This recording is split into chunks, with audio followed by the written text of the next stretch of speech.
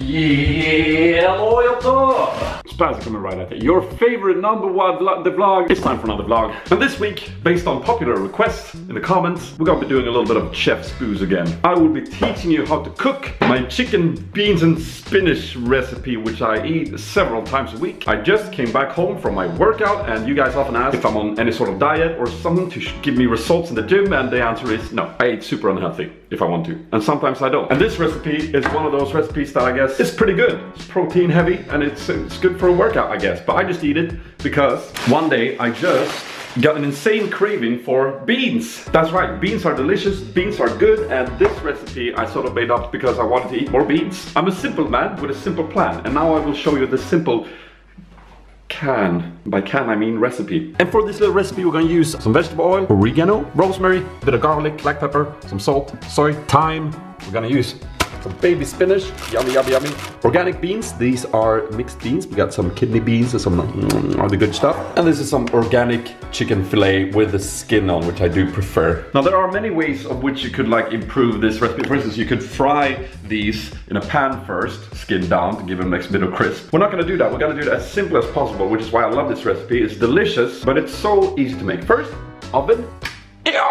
200 degrees Celsius. Okay, first we start with the marinade, adding some vegetable oil. Then I found some lemon juice, so I decided to throw that in. Lemon and chicken goes very great together. Then we go in with some soy sauce. I always use light Japanese soy, as I think it tastes the best. Oregano, depending on how you say it. Rosemary, thyme. Obviously, you can go with fresh herbs if you want. A little salt, not too much. We got the soy in there. A clove of garlic. Get in there. Then I realized that I kind of was lacking some sweetness, so I added some honey. And that's the thing, don't worry too much about measurements and stuff. I think the best way to get a feel for cooking is adding something to begin with, giving it a taste, and then practice on knowing what to add more of. Is it salty enough? Do we want some sweetness in there? And that's the way you learn how to make something taste good, not just memorizing a recipe. I'm pretty happy with this, so we whack the chicken in there. And if you want, you can marinate it overnight. That's great. In my case, I just let it sit for a bit. In the meantime, you can watch some sports. Sports! There's sports! Then realize it's more fun to play the piano.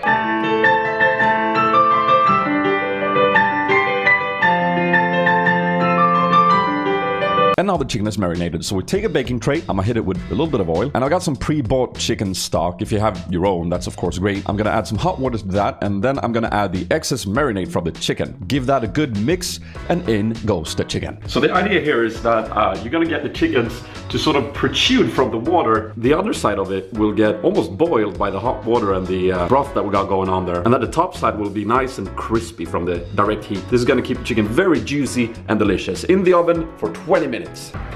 During which time, well, I guess you could. Sports? Nah.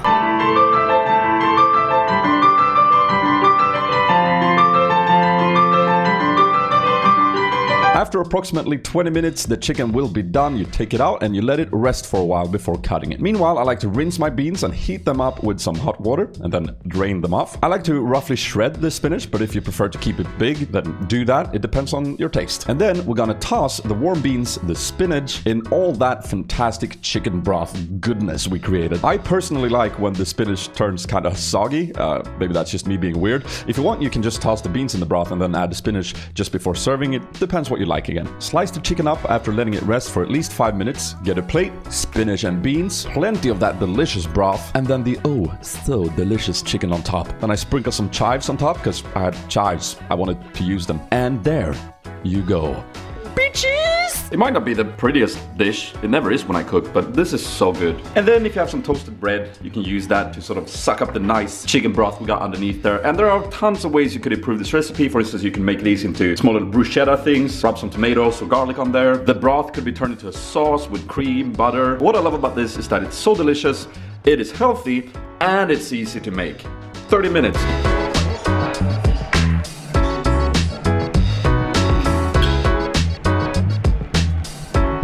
Oh, that's going good. Shh. Oh, thank God. If you like chicken and you look for a healthy meal, this is perfect. You know, this has become my go-to like everyday meal that I cook because it's so fast and it's so delicious. But I would totally like cook this for a date, or maybe have your friends over, you want to cook up something delicious. And the one thing to remember when cooking this dish is the chicken. Whenever you're cooking chicken, it's important to not overcook the chicken. This is what most people do because you're afraid that if the chicken is raw, you're gonna die.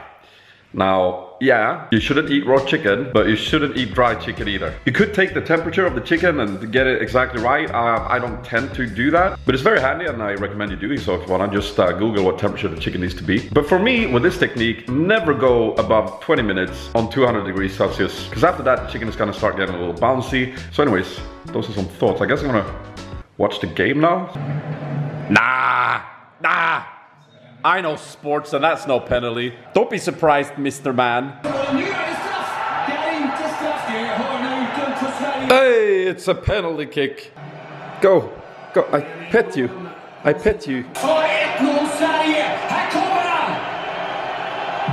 Hey! Woo! Sports, everybody. I love sports.